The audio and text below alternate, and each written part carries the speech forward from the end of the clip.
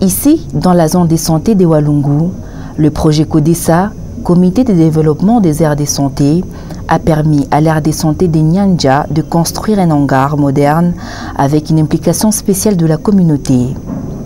Le chef du groupement Douba, Madame Namunene Mwabashige, affirme que cet ouvrage servira dans la consultation des femmes enceintes et les enfants. Hii jengo itasaidia kwa kufanya konsultasyon ya bamama, bamimba, hata na batoto. Na mimi nawaza labda tulibaonyesha kama hapa inaweza kuwa sasa d'attente ya wenye banakia ku consultation na mule wanaweza kuwa wanafanyia consultation na mama atajisikia iko à l'aise hata na batoto bote. À 8 km de là, l'aire de santé de Walungu a fait le même travail. Ici, le Mwami de la chefferie Ngweshe, Pierre Ndatabaye Weza 3, a offert un lopin de terre à la communauté. Un membre de son collège, Innocent Kazaro, souligne que cette action visait l'amélioration des soins de santé de la communauté. Rappelons que nous avons été directement, nous trois, l'Herbalagizi, c'est-à-dire on n'a pas hésité à contacter les Mwami pour lui dire que ces hangars étaient très indispensables pour nos mamans qui vont à leur consultation. Et c'est comme ça que les Mwami nous a envoyés pour délimiter les terrains. Et les Mwami l'a donné gratuitement pour montrer aussi qu'il est fort intéressé. Parce que tout le monde vient de la maman finalement. Et tout ce qu'on peut faire pour une maman, pour les Mwami est très sensible.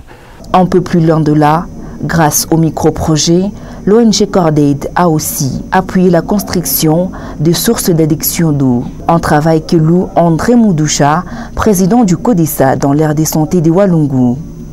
Le responsable du bureau d'appui technique à la division provinciale de la santé, le docteur Zozo Moussafiri, s'est dit satisfait du travail réalisé par la communauté dans ces deux aires de santé.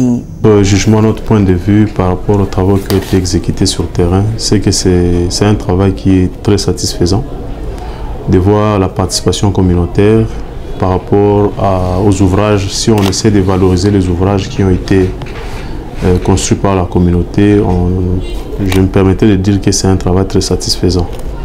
Donc le projet CODESA, c'est un projet de redynamisation. Et à travers l'encadrement que nous avons offert à la communauté, on a senti la communauté être responsable, on a senti la communauté impliquée dans la construction de cet ouvrage. Et donc pour nous, c'est très satisfaisant. De son côté, Paterne Kalegemire, chargé du projet CODESA à Cordaid, souligne qu'à travers de tels exploits, la communauté montre qu'elle est capable de faire de grandes réalisations. La participation communautaire est la clé du développement.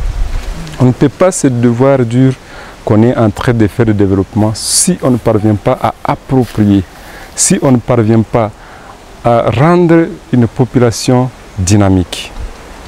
Cordaid, dans sa mission et dans sa vision, c'est d'avoir une communauté florissante. C'est comme ça que nous voulons que les communautés elles-mêmes se prennent en charge. Signalons que dans la zone de santé de Walungu, après la phase de compétition, 2 aires de santé ont été appuyées par l'ONG Cordaid à hauteur de 5 000 $ américains dans le macro-projet CODESA et 400 $ pour le micro-projet dont la construction de sources d'adduction d'eau.